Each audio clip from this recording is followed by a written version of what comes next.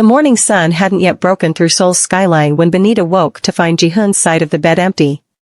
She'd grown accustomed to his early departures, business calls with associates in different time zones, security briefings, the endless demands of maintaining an empire that straddled both legal and illegal territories. But something felt different today. The air carried a weight she couldn't name. She found him in his study, still wearing yesterday's clothes, surrounded by documents that looked like they'd been read and reread until the paper was worn thin. His jaw was tight, his shoulders rigid with tension she recognized as barely controlled fury. Ji-hoon? She approached carefully, the way she would a wounded animal. What's wrong? He looked up, and the exhaustion in his dark eyes made her chest ache. My brother is back in Seoul. The words hit her like ice water. In 2 years of marriage, Ji-hoon had mentioned his younger brother exactly 3 times, always briefly, always with an expression that suggested the topic caused physical pain. She knew only the basics. Kang Mi-ho had left Korea 7 years ago after a violent disagreement with their father. He'd been living somewhere in Europe. And Ji-hoon had hoped he'd stay there. I didn't know you'd been in contact, Benita said softly. I haven't been. He sent a message to one of our associates 3 days ago. Ji-hoon's hands clenched into fists on the desk. He's claiming his inheritance. His share of the family business. And he's demanding to see Sua. Benita's protective instincts flared immediately. Absolutely not. She's never met him. She's finally stable. We can't. I know. He stood, crossing to the window that overlooked the compound. But Mi-ho has legal claim. My father's will explicitly granted him 30% of all family holdings. I can't deny him access without risking a war I'm not prepared to fight right now. Tell me about him, she said. The real story. Not the edited version you've given me before. For a long moment, Ji-hoon was silent. When he finally spoke, his voice was carefully controlled. Mi-ho and I were close once. Before our father's ambitions poisoned everything between us. He was brilliant, charismatic, reckless in ways that terrified everyone who loved him. Our father saw potential in that recklessness. He wanted to mold Mi-ho into a weapon. He paused, jaw working.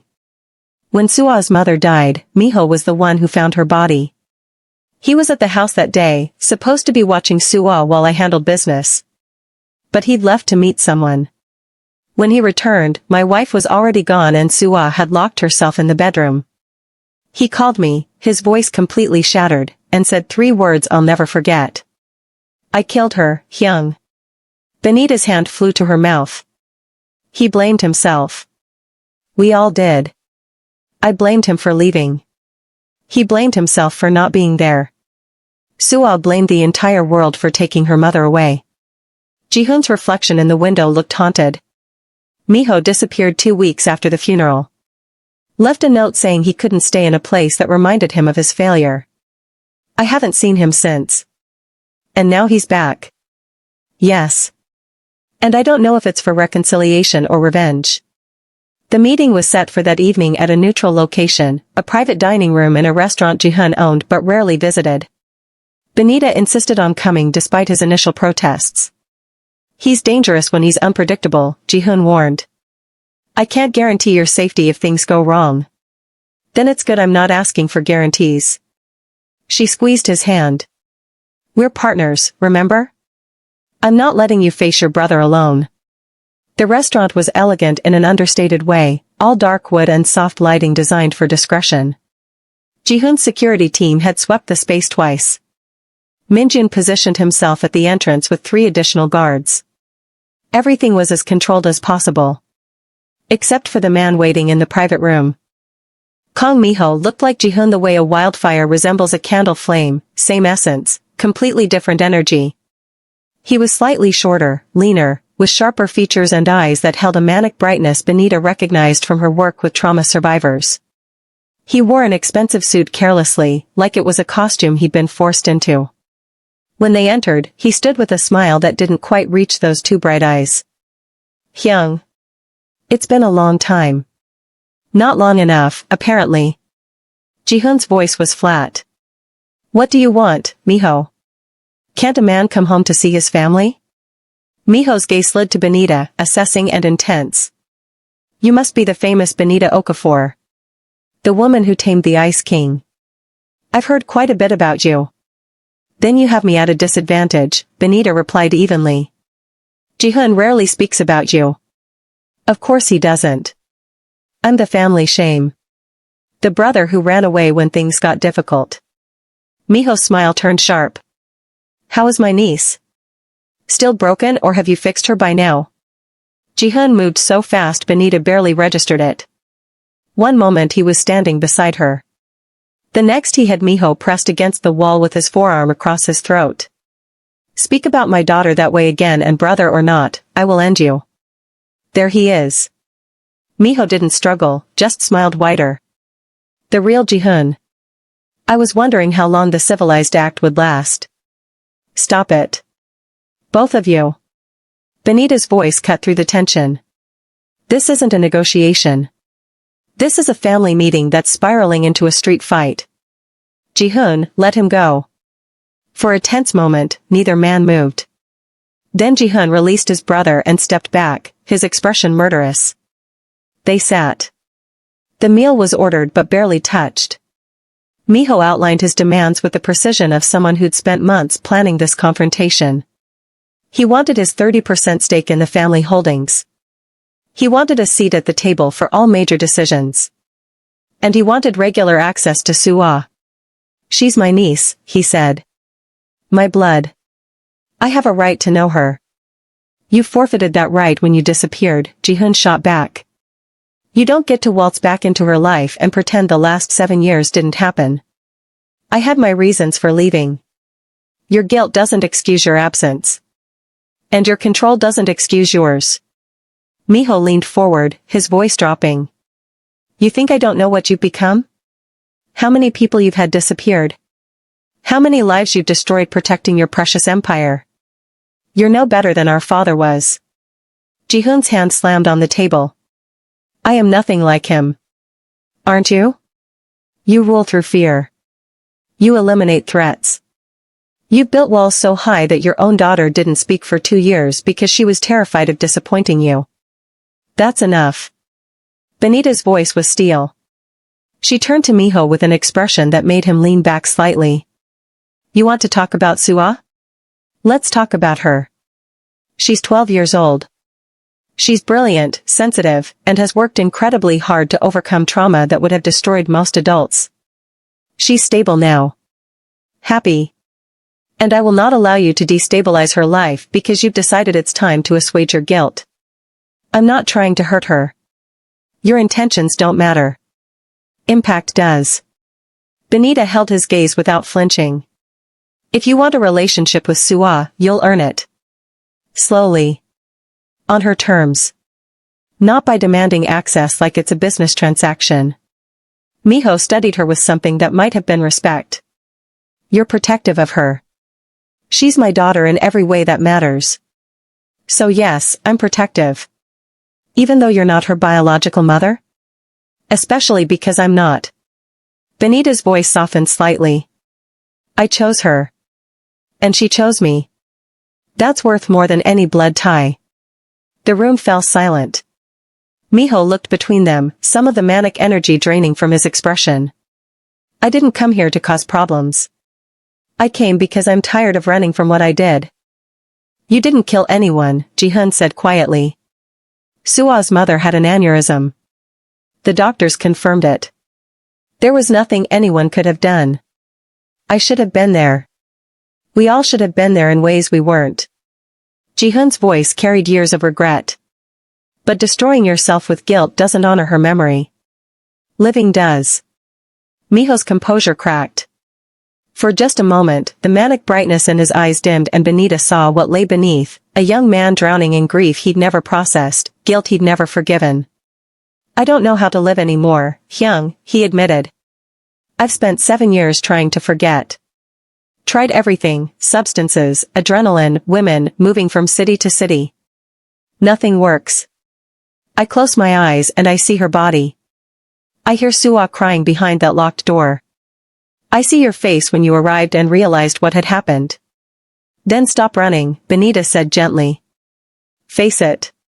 Process it. Let yourself grieve properly instead of trying to outrun pain that will always be faster. You make it sound simple. It's not simple. It's the hardest thing you'll ever do. She leaned forward. But I know people who can help. Therapists who specialize in trauma and survivor's guilt. I can make introductions if you're serious about healing. Why would you help me? You don't even know me. Because Jihoon loves you. Because Suwa deserves to know her uncle if he's willing to do the work to be healthy. And because I believe people can change if they genuinely want to. She glanced at Jihoon. Someone believed that about me once. I'm just paying it forward. The dinner ended with tentative agreements. Miho would enter therapy before any contact with Suwa. He would have his financial stake in the business but limited involvement in operations until trust was rebuilt. And he would stay in Seoul, prove through actions that he was serious about recovery. This could be a trap, Minjin warned Jihoon on the drive home. He could be playing you. Gathering information. Building sympathy before he makes his real move. I know the risks. Jihoon's hand found Benita's in the darkness of the car. But he's my brother. If there's even a chance he's sincere, I have to try. And if he's not? Then I'll handle it. His voice turned cold. But I won't make that decision based on fear. I've lost too much to fear already. That night, Benita found Suwa waiting in the living room. She'd been studying when they'd left for dinner, supposedly unaware of the meeting's purpose. But the look in her eyes said she knew more than they'd told her. There was someone else there tonight, wasn't it? Suwa asked quietly. Someone important. Benita sat beside her, choosing honesty. Your uncle Miho. Your father's younger brother. The one who left after Amma died. Yes. He's back in Seoul now. He wants to meet you eventually, but we told him it would take time. Suwa was quiet for a long moment. Is he nice? I don't know yet. But he's struggling with some things that he needs help with first. Like I was struggling? In some ways, yes. Benita pulled her close. We wanted to make sure you were okay before we told you about him. I'm always okay when you and Appa are here. Suwa leaned into her embrace. Will he stay this time? I honestly don't know, sweetheart. But whatever happens, nothing changes the most important thing. Our family. You, me, Appa, and Nia. That's solid. That's forever. Forever, Suwa agreed. The following weeks were tense. Miho began therapy with Dr. Park, a specialist Benita recommended who had experience with complex grief and trauma. The sessions were brutal according to the reports Miho shared with Jihoon. He was facing demons he'd buried for 7 years, processing guilt that had calcified into something toxic. But there were signs of progress. He stopped the manic energy that had characterized their first meeting. He attended every session, did the homework, engaged honestly with his healing process. And slowly, carefully, he began rebuilding bridges with Jihoon. They met for coffee weekly at first. Conversations were stilted, loaded with years of unspoken resentment and hurt. But gradually, something shifted.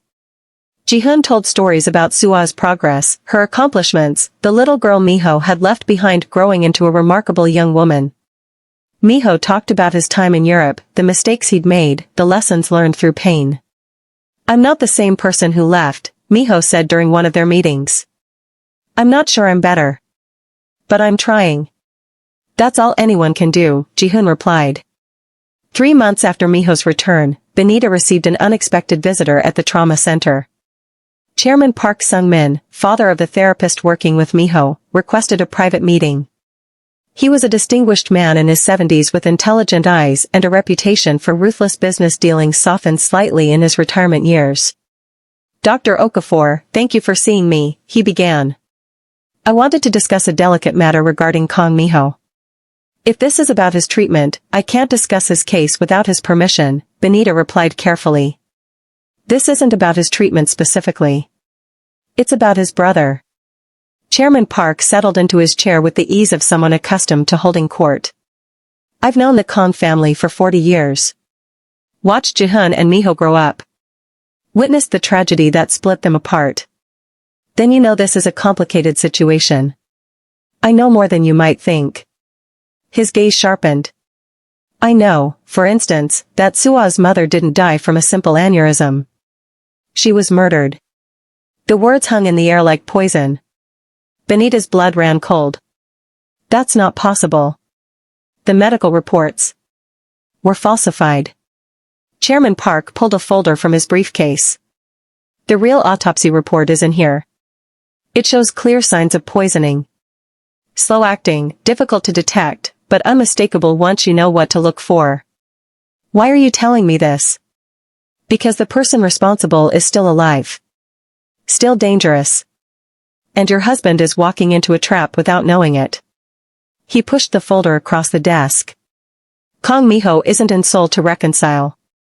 He's here because someone sent him. Someone who wants revenge on Jihoon and is using the brother's guilt as a weapon. Benita's hands trembled as she opened the folder. The documents inside were dense with medical terminology, but certain phrases jumped out. Toxicology report. Poison detected. Cause of death, homicide.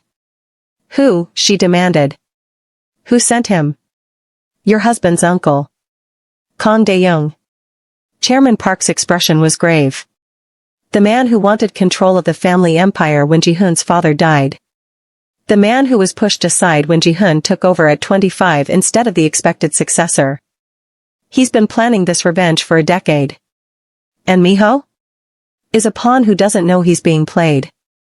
Dae-young has been financing his lifestyle in Europe, feeding his guilt, slowly manipulating him into position for this confrontation. The therapy, the reconciliation attempts, all of it is designed to get Miho close enough to your family to destroy it from the inside. Benita felt sick. What's the endgame? I don't know exactly. But I know Dae-young. He doesn't just want Jihoon dead. He wants him destroyed, reputation, family, legacy, everything. And he's patient enough to wait years for the perfect opportunity. Why are you warning me? What's your stake in this? Chairman Park smiled sadly. My daughter works with Miho. She's seen his genuine struggle, his real pain. And she believes he's being manipulated. I'm too old for revenge plots and family destruction. I'd rather prevent bloodshed than profit from it. Does Jihoon know about any of this? No. And he won't believe it coming from me. We have history that isn't pleasant. He stood. But he'll believe you. You're his anchor. His conscience. The only person whose word he trusts absolutely. If I tell him this, he'll kill his uncle. Maybe his brother too if he thinks Miho's complicit. Perhaps. Or perhaps you'll find a way to prevent that outcome. You're resourceful, Dr. Okafor. You've already saved one member of the Kong family. Maybe you can save them all. After Chairman Park left, Benita sat alone in her office staring at the folder. Everything in her wanted to dismiss this as manipulation, as someone else trying to use her against Jihoon. But the medical reports looked legitimate. The details were too specific, too consistent with what she knew about Sua's mother's death. If this was true, it changed everything. She called Jihoon from the office, keeping her voice steady despite the fear coursing through her. I need you to come to the center. Now. Alone. What's wrong? I'll explain when you get here. Please, Jihoon. Trust me. He arrived 20 minutes later looking concerned and slightly annoyed at the mysterious summons. Benita locked the office door behind him and handed him the folder without preamble. Read this. All of it. Then we'll talk. She watched his face as he read, watched the confusion turn to shock, turn to cold, lethal fury. When he finished, his hands were shaking so badly the papers rustled. Where did you get this? His voice was dangerously quiet. Chairman Park Sung-min brought it to me this afternoon.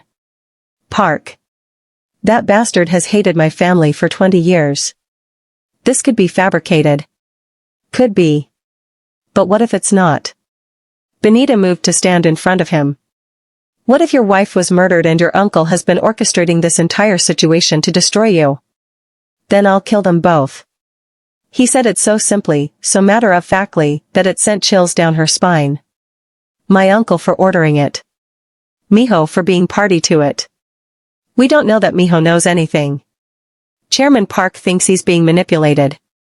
I don't care. Ji-hoon's eyes were black ice. He came back into our lives, into Sua's life, under false pretenses. That's unforgivable regardless of whether he knew the full plan.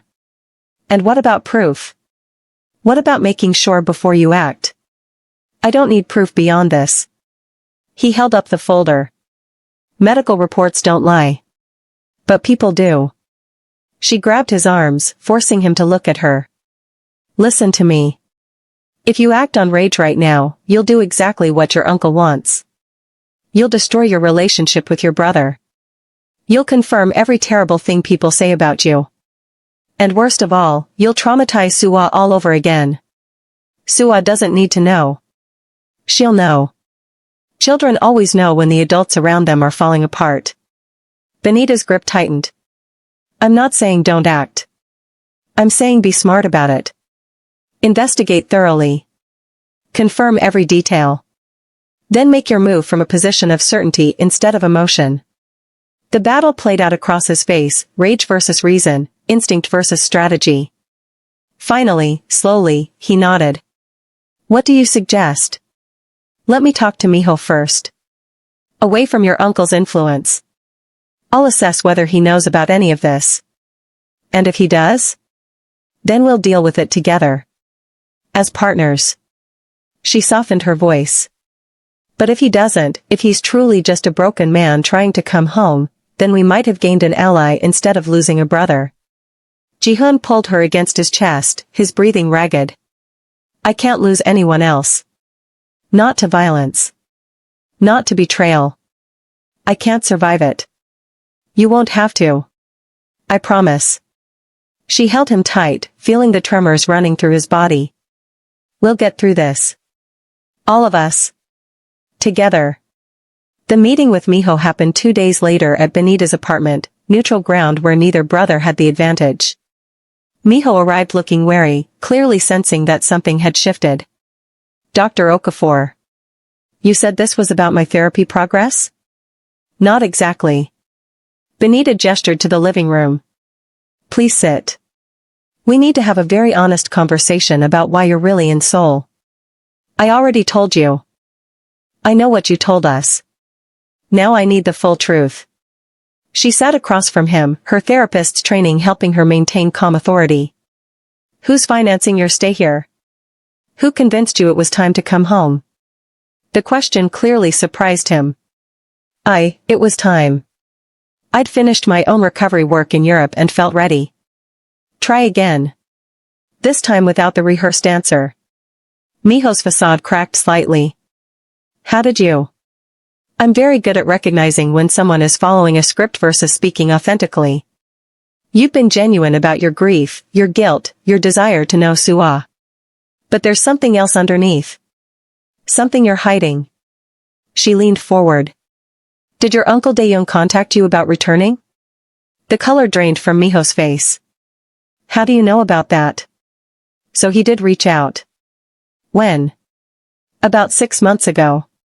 He said Ji-hoon was struggling. That the business was unstable. That Sua needed family support because my brother was too consumed with his empire to properly care for her. Miho's words came faster now, defensive. He said if I came home, if I made amends, I could help stabilize everything before it collapsed. And you believed him? He's family. He knew things about Ji-hoon's operations that seemed legitimate. And I. He trailed off, shame coloring his features.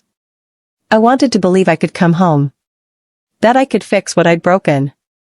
Did Dae-young suggest the timing of your return? Specific things you should say or do? He gave me advice. Said Ji-hoon would be defensive at first. Said I needed to be strategic about rebuilding trust. Miho looked up, fear dawning in his eyes. Why are you asking me this? What's going on? Benita made a decision. She pulled out copies of the medical reports and handed them to him.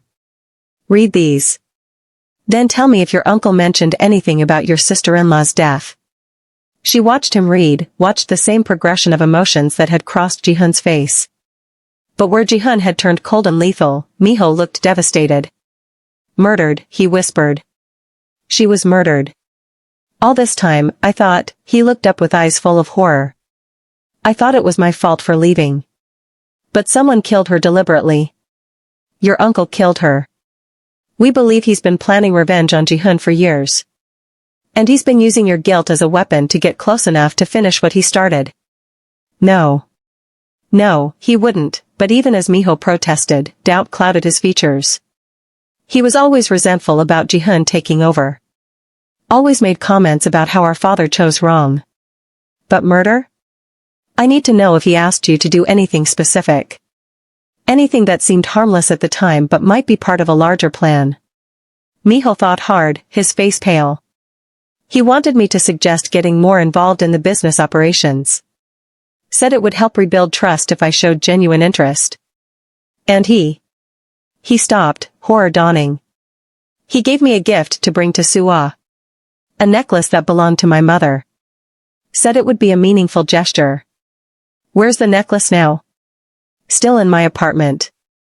I was waiting for permission to meet her before, he stood abruptly. We need to check it. If Dae-young is capable of murder, if he's been planning this, that necklace could be a weapon, Benita finished. Something to hurt Seoul the way he hurt her mother.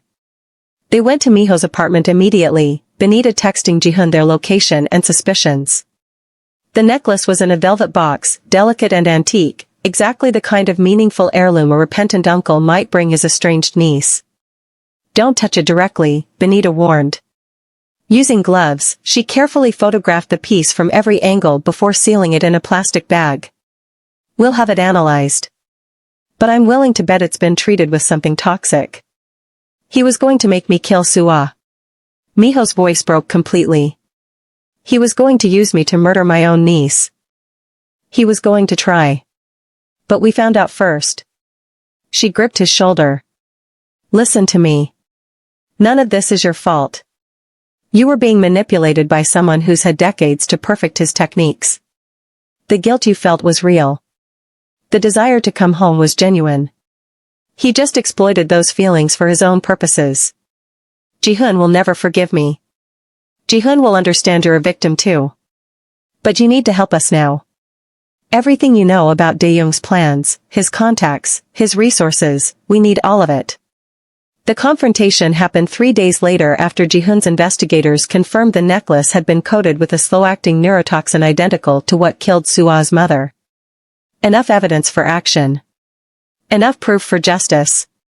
Kang Dae-young lived in a traditional house in the old district of Seoul, surrounded by gardens that made the property look peaceful. Ji-hun arrived with Minjun and a full security team. Benita insisted on coming despite the danger, unwilling to let Ji-hun face this alone. Miho came too, his expression set with grim determination. Dae-young was expecting them. He sat in his garden drinking tea like this was a pleasant social visit rather than a reckoning. Nephew. How kind of you to visit. And you brought your lovely wife and a prodigal brother. Should I have the staff prepare more tea? You killed my wife, Ji-hun said flatly. And you tried to use my brother to kill my daughter. Such dramatic accusations. Dae-young smiled. Do you have proof or just paranoid suspicions? Ji-hun tossed the sealed necklace onto the table. We have proof. Medical evidence. Testimony. Everything we need to bury you. For the first time, Dae-young's composure cracked. His eyes flickered to the necklace and back to Ji-hun's face. That was supposed to be a gift. A peace offering. It was supposed to be a murder weapon.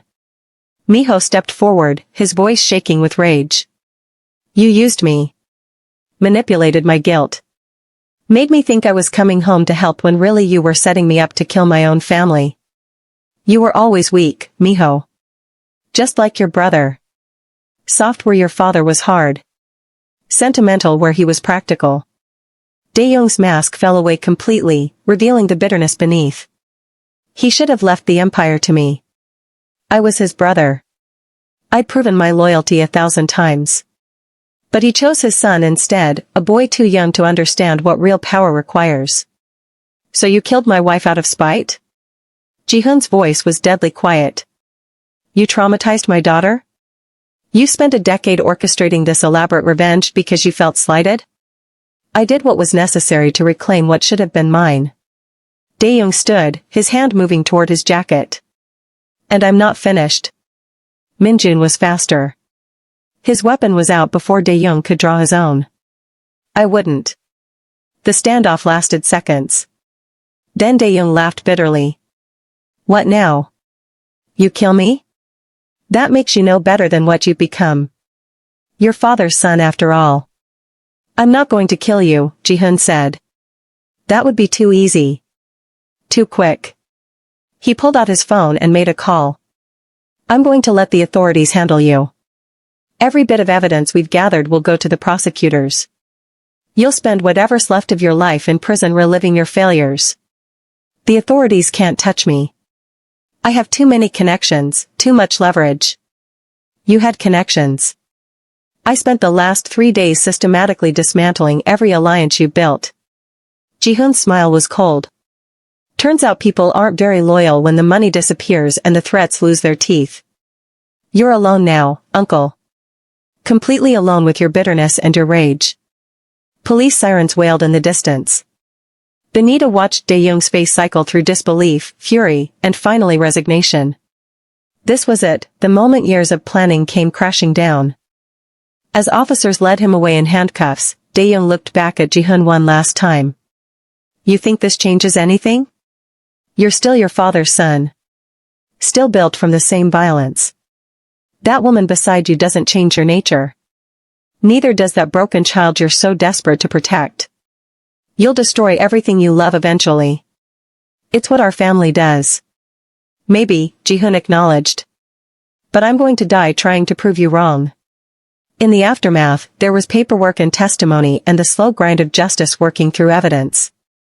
Benita spent hours being interviewed by prosecutors, laying out the medical findings and Dae-young's manipulation tactics. Miho gave his statement with the weight of someone confessing sins, detailing every conversation and interaction that had been weaponized against his family. The trial took 6 months. In that time, the Kong family began healing in earnest. Miho moved into a guest house on the compound, close enough for daily contact but separate enough for independence. He continued therapy and gradually, carefully, built a relationship with Soo-ah. Their first meeting was supervised and brief. Soo-ah studied her uncle with the same intense perception that characterized all her interactions. You look sad, she observed. I am sad, Miho admitted. I made mistakes that hurt people I love. Are you going to make those mistakes again? I'm going to try very hard not to. Soo-ah considered this. Benita says trying is the most important part. That everyone makes mistakes but good people keep trying to do better. Your Benita is very wise. I know. Soo-ah smiled slightly. Do you want to see my art studio? I have paintings I've been working on. It was a beginning. Small, tentative, but real. The night the guilty verdict came through, Kang Dae-young sentenced to 20 years for murder and attempted murder, Ji-hoon found Benita on the compound's garden terrace. She was watching the sunset paint Seoul's skyline in shades of amber and rose. It's over, he said quietly, settling beside her. This part is. But healing takes longer than justice. I know. He took her hand. Miho asked if he could stay permanently. Said he wants to be part of Soo-ah's life as she grows up. Part of Mia's life too. What did you tell him? That I'd think about it. That we'd decide together, as a family. He turned to look at her. What do you think? I think your brother has spent 7 years running from pain and guilt. I think he's finally ready to face it and heal. And I think Soo-ah deserves to know her uncle if he's committed to being healthy and present. She squeezed his hand. I also think you deserve to have your brother back. Even after everything? Especially after everything. He was a victim of your uncle's manipulations just like you were. Just like Soo-ah's mother was. She leaned against his shoulder. We don't choose our family's legacy. But we do choose what we build from the rubble. This could be an opportunity to create something better. When did you become so wise? I married a man who taught me that strength comes in many forms.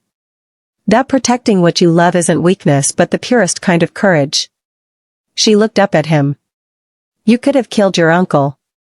No one would have blamed you. But you chose justice instead of revenge. That's growth, Ji-hoon. That's choosing a different legacy. I had good teachers. His arm came around her shoulders. A wife who sees the best in people even when they've shown their worst. A daughter who reminds me every day that healing is possible. And now a brother who's learning the same lessons I am. They sat in comfortable silence as the sun dipped below the horizon. In the house behind them, Benita could hear Sua's laughter mixed with Miho's deeper voice and Mia's delighted squeals. The sounds of family stitching itself back together. Do you ever regret it? Ji-hoon asked suddenly. Walking into that auction 2 years ago? Kneeling before a stranger's child? Never. She didn't hesitate. That moment led me to you. To Sua. To a life I never imagined I deserved. Why would I regret finding home? Because the cost has been high. The danger, the violence, the threats. Were worth it. She cut him off firmly. Every single moment was worth it for this. For us. His kiss was soft, reverent, full of gratitude she felt to her bones. When they finally pulled apart, both were smiling. Come on, she said, standing and pulling him up with her. Let's go be with our family. But as they turned toward the house, Benita caught movement in her peripheral vision. A figure standing at the edge of the compound's outer wall, partially hidden by shadows. She froze, her hand tightening on Ji-hoon's arm. Someone's there, she whispered. Ji-hoon's demeanor shifted instantly from relaxed to alert. He pulled out his phone, sending a silent alert to security. Within seconds, Min-jun and 2 guards appeared, moving swiftly toward the perimeter. The figure didn't run. Instead, it stepped forward into the light cast by the garden lamps. It was a woman. Young, maybe mid-20s, with delicate features and eyes that held a desperate intensity. She raised her hand slowly, showing she was unarmed. Please, she called out. I need to speak with Kang Ji-hoon. It's about his wife. His first wife. Benita felt Ji-hoon go rigid beside her. Who are you? My name is Han So-young. I was Park Ji-hoon's best friend. And I know things about her death that weren't in any police report or trial testimony. The security team had her secured quickly, but Ji-hoon ordered them to bring her to his study rather than removing her from the property. Benita followed despite his initial protest. If this is about Sua's mother, I need to hear it, she insisted. Han So-young sat in the study looking small and frightened but determined. Her hands twisted in her lap, but her gaze remained steady when Ji-hoon entered. You have 5 minutes to explain why I shouldn't have you arrested for trespassing, he said coldly. Because I have information about who else was involved in Ji-hoon's murder. Your uncle didn't act alone. So-young pulled a flash drive from her jacket. Everything is here. Recordings. Documents. Evidence that there were at least 3 other people complicit in the poisoning. Ji-hoon took the drive like it might explode.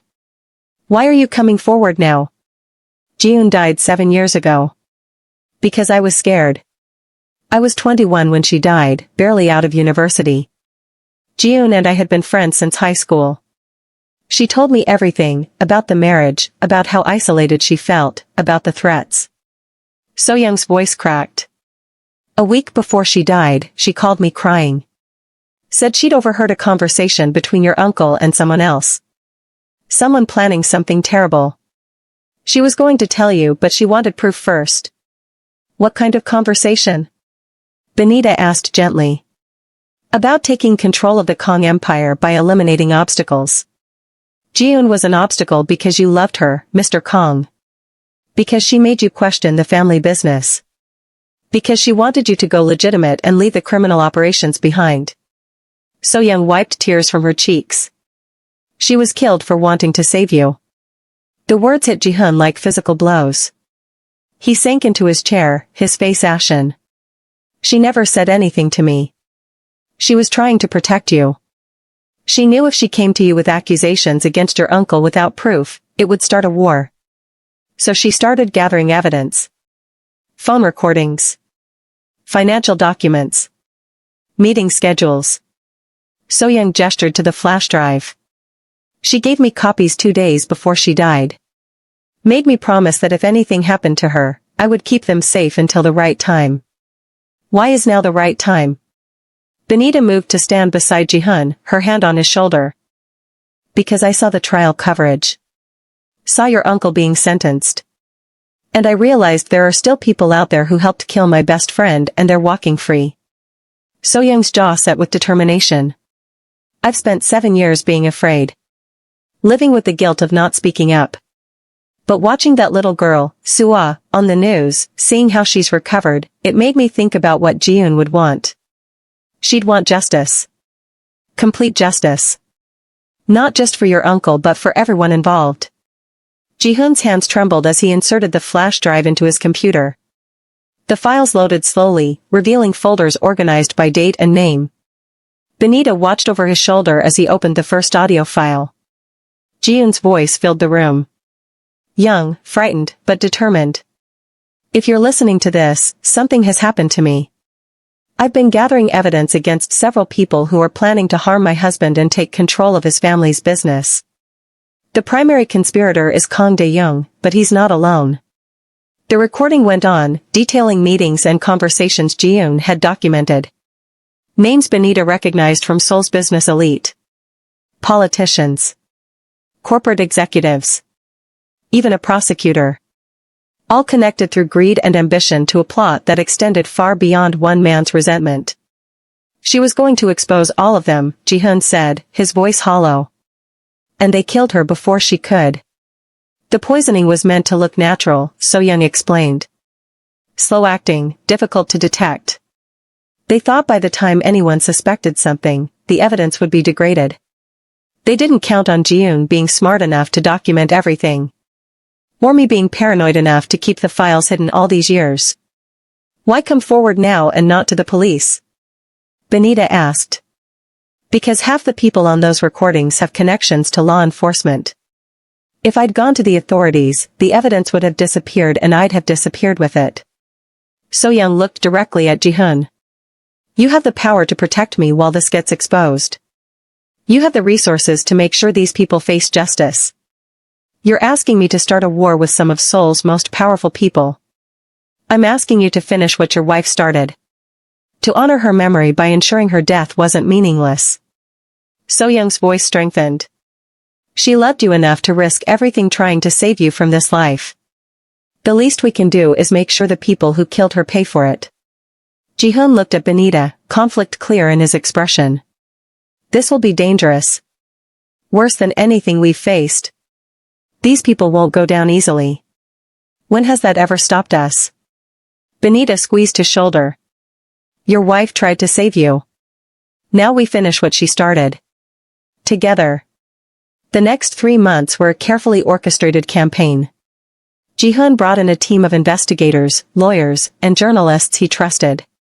Every file from Ji-hun's recordings was verified, cross-referenced, expanded. Benita worked with So-young, helping her process the trauma of carrying this secret for 7 years while preparing her for the inevitable scrutiny that would come. I'm terrified, So-young admitted during one of their sessions. These people have killed before. What's to stop them from killing me? Ji-hun. Me. An entire security apparatus dedicated to keeping you safe. Benita's voice was firm. And the knowledge that staying silent didn't protect you before. The only real safety comes from exposure. Once everything is public, you become too visible to eliminate quietly. Did you always believe that? No. I learned it by surviving. Benita smiled slightly. I learned it from marrying a man who taught me that sometimes the most dangerous thing you can do is also the only right thing. And from a little girl who showed me that healing requires courage. The exposé broke on a Tuesday morning across 3 major news outlets simultaneously. The Shadow Conspiracy, how Seoul's elite plotted murder for power. The articles detailed everything, the recordings, the financial trails, the meetings, the players. Names that had seemed untouchable were suddenly drowning in allegations backed by documented evidence. The fallout was immediate and explosive. Emergency board meetings. Resignations. Arrests. Political careers imploding overnight. Corporate stocks plummeting as investors fled companies implicated in the conspiracy. And through it all, Ji-hoon's name emerged not as a victim but as the force that brought truth to light. "You could have used this for leverage," Benita pointed out one evening as they watched another arrest on the news. "Blackmailed these people for power or money. Instead, you exposed them. My wife died trying to pull me toward legitimacy. Toward being better than my father's legacy." Ji-hoon's expression was contemplative. Using her evidence for personal gain would dishonor everything she believed in. This way, her death becomes a catalyst for actual change. "You're becoming the man she saw in you. I'm trying to become the man you see in me. The man Suwa deserves as a father." He pulled her close. "The man worthy of the family we've built." But not everyone was pleased with the exposures. 3 weeks after the initial revelations, Benita received a threatening message at the trauma center. Plain envelope. No return address. Inside was a single photograph, Nia playing in the compound's garden, taken with a telephoto lens from outside the walls. Written on the back in red ink, "Your family paid a price for the truth. Yours will too." Benita's hand shook as she showed Ji-hoon the photograph that evening. His response was immediate. Security doubled at the compound, Nia's movements restricted, additional guards assigned to everyone in the family.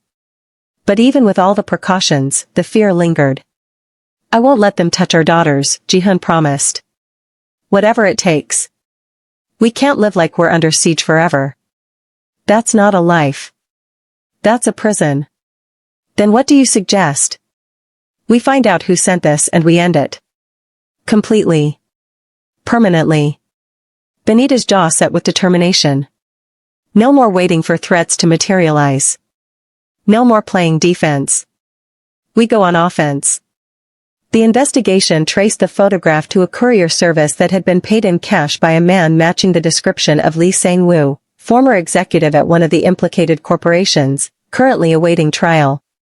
But Lee was being held in a detention center, supposedly isolated from outside contact. "Someone on the inside is helping him," Minjin reported. "Guard, administrator, lawyer, someone with access is smuggling messages and facilitating threats. Find them," Ji-hoon ordered. "I don't care what it costs. Find every single person involved." What they found was worse than expected. Lee Sang-woo had organized a coalition of the exposed conspirators' allies, people who'd lost wealth, power, or family members to the revelations. They called themselves the Restoration Group. Their goal was simple: destroy Kang Ji-hoon and everyone he loved as retribution for destroying them. "How many members?" Benita asked during the briefing. "At least 12 confirmed. Possibly more." Minjin pulled up surveillance photos. "They're well-funded, well-connected, and motivated by revenge. A dangerous combination. Can we get to them before they move against us?" "We're trying. But they're being careful. No electronic communications. Everything in person. Old-school tradecraft that's harder to intercept."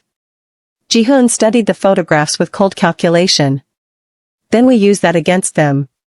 Set a trap they can't resist. Offer bait they have to take." "What kind of bait?" Benita asked, though she already suspected the answer. "Me. Public appearance, minimal security, supposedly vulnerable." His jaw tightened. "They'll come for me and we'll be ready." "Absolutely not. That's suicide. It's strategic. The only way to draw them out completely is to offer a target they can't refuse." "Then offer me instead." The words were out before Benita could reconsider them. "I'm the foreign woman who corrupted you. The outsider who brought all this chaos. I'm the better symbol for them to attack." "No." Ji-hoon's voice was flat, final. "That's not happening." "Why?" "Because I'm less expendable than you? Because my life matters less? Because I can't survive losing you." His composure cracked completely. "Ji-hoon died because I wasn't careful enough.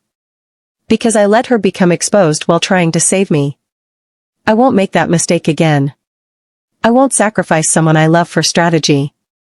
And I won't let you sacrifice yourself because you're carrying guilt from 7 years ago. Benita grabbed his arms, forcing him to look at her. We're partners. Equals. If we're going to bait a trap, we do it together. Both of us visible, both of us protected, both of us ready. The argument continued for hours, both of them too stubborn to concede. Finally, Miho intervened. You're both wrong, he said calmly. The bait shouldn't be either of you. It should be me. Ji-hoon turned sharply. What? Think about it. I'm the repentant brother. The reformed drunk who came crawling home and got welcomed back into the family. To the restoration group, I'm a weak link. Someone they could use or eliminate without the same level of security protecting Benita or you. Miho's expression was serious. I'm the perfect target. And unlike you, Hyung, I don't have children who need their father. If this goes wrong... It's not going wrong, Benita interrupted. Because we're going to plan this perfectly. All of us together. The plan took 2 weeks to finalize. Miho would attend a public charity event at a gallery in Gangnam. Security would be present but not overwhelming, enough to be realistic but not enough to scare off an attack. Benita and Ji-hoon would attend as well, but separate from Miho, drawing attention away from him. The restoration group would see it as an opportunity to strike at the brother while the main family was distracted elsewhere in the venue. What the restoration group wouldn't know was that the entire gallery would be monitored. Every entrance, every exit, every possible approach covered by hidden cameras and undercover security. Minjun had coordinated with trusted police contacts to have tactical teams on standby. And Miho himself would be wearing a wire and tracking device. This is either going to work perfectly or fail spectacularly, Miho observed the night before the event. Let's go with option 1, Benita said. She'd been quiet most of the evening, processing her fear and projecting calm confidence. Sua and Nia had been sent to stay with trusted friends outside the city, far from any potential danger. The gallery event was elegant, filled with Seoul's art enthusiasts and social climbers who hadn't yet fled the scandal's fallout. Benita wore deep purple silk, Ji-hoon in dark gray. They moved through the crowd graciously, accepting congratulations and deflecting questions about the ongoing trials and investigations. Miho arrived separately, playing his part perfectly. Slightly awkward, overly eager to fit in, drinking just enough to seem careless without actually impairing his judgment. He positioned himself near the sculpture garden, the location their intelligence suggested would be the restoration group's preferred strike point. Isolated enough for action but public enough to send a message. The first approach came at 9:30. A woman in her 40s, well-dressed, wearing a sympathetic smile. She engaged Miho in conversation about art and family, gradually steering the discussion toward the recent exposures. Such a terrible situation, she murmured. All those lives destroyed. Don't you ever feel guilty about the role your family played? Every day, Miho replied honestly. The wire picked up everything. I think about all the people hurt by these revelations. The families torn apart. Some people think there should be consequences. Real consequences, not just legal ones. Her smile turned cold. An eye for an eye. A family for the families destroyed. Is that a threat? It's a philosophy. She stepped closer, her hand moving toward her purse. One you're about to understand intimately. I wouldn't do that. Minjun appeared from behind a nearby sculpture, weapon drawn but not pointed. Remove your hand slowly. The woman complied, her expression shifting from confident to calculating. You think arresting me stops anything? We're everywhere. In your household, your businesses, your personal life. You can't protect everyone all the time. No, Ji-hoon said, stepping out from where he'd been monitoring nearby. But we can protect enough people long enough to dismantle your entire organization. More security personnel emerged from their concealed positions. The tactical team moved in from the perimeter.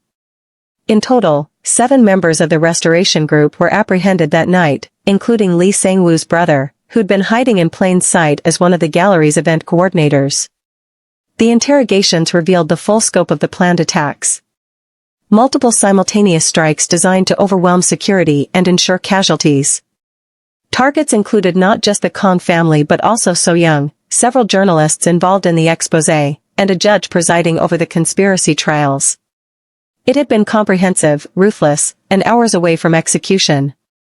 "We stopped them," Benita said later that night, standing in the compound's garden with Ji-hun. The relief was overwhelming, making her knees weak. "It's really over. This part is over. But there will always be someone else.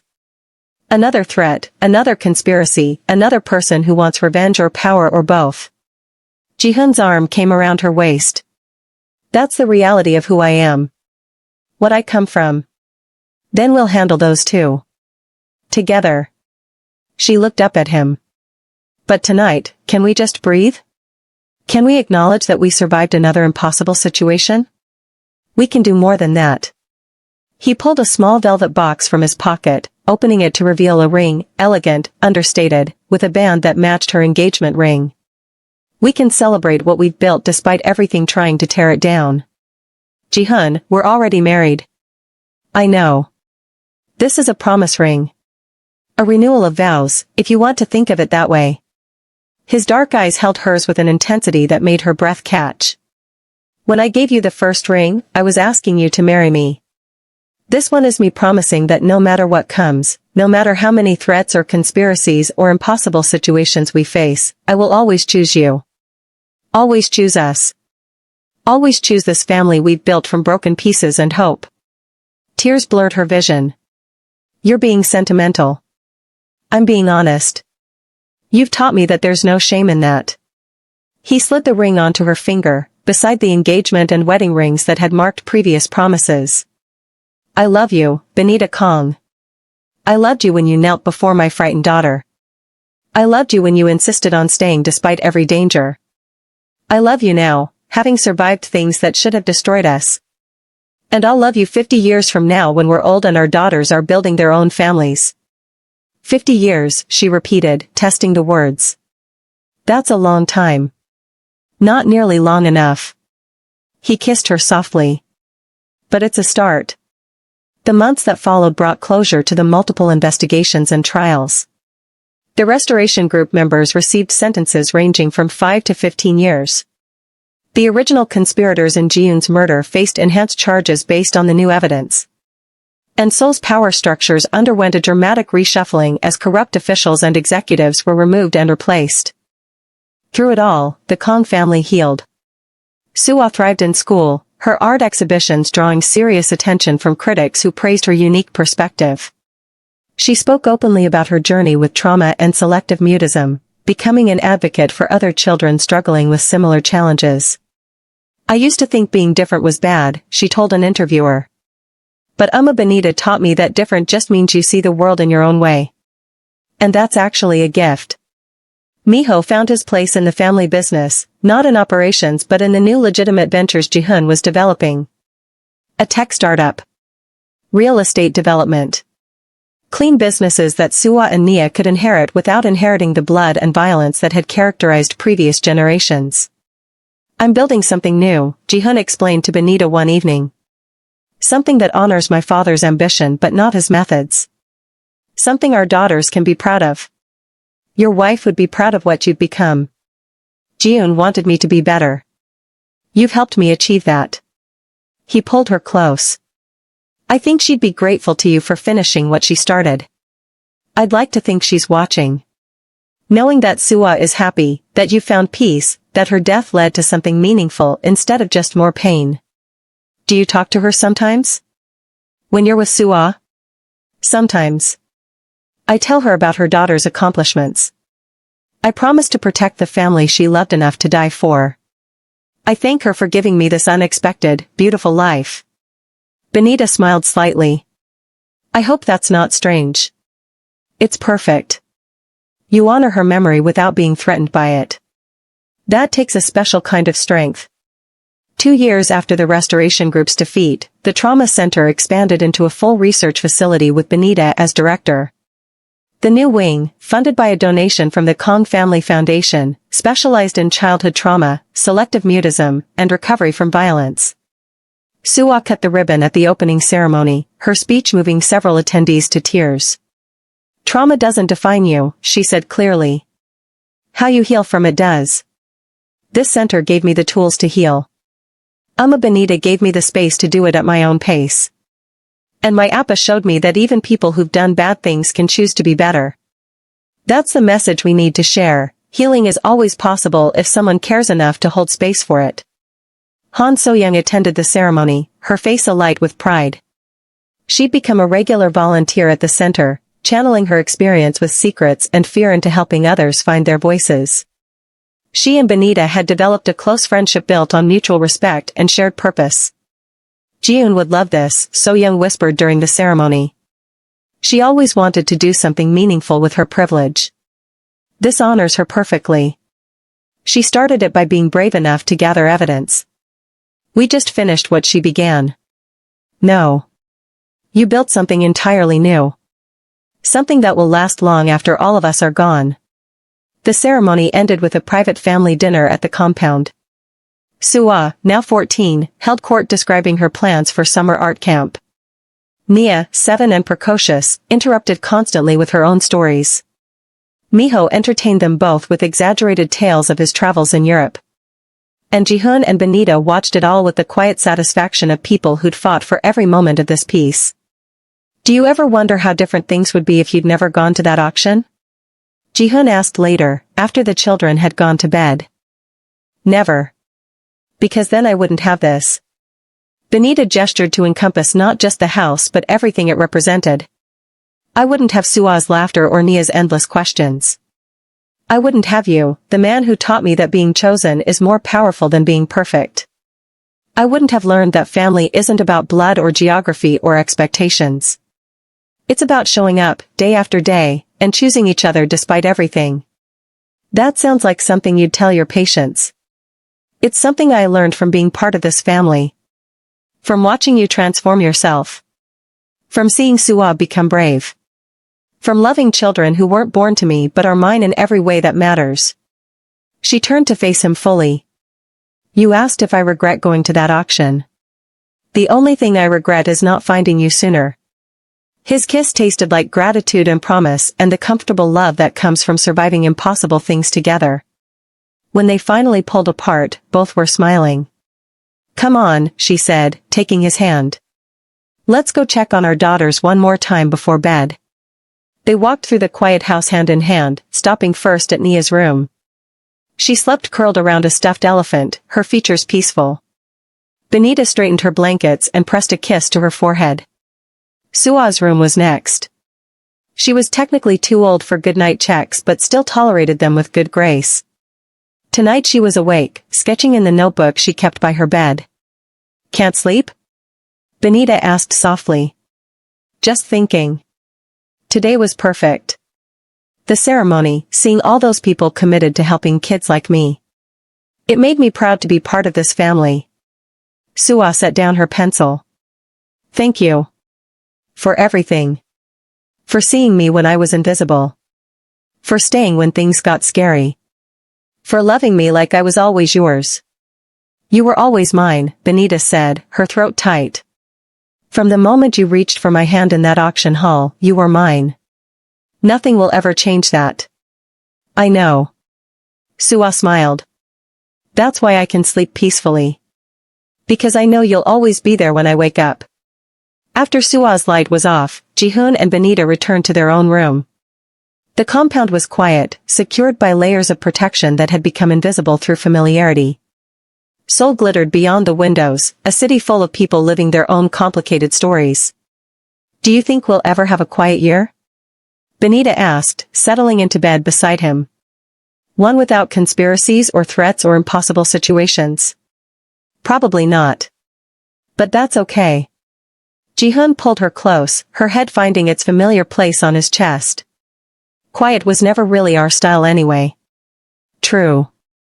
We're more of the save the family while dismantling criminal empires type. Exactly. Much more interesting. They lay together in comfortable silence, listening to each other breathe. Outside, security patrols made their rounds.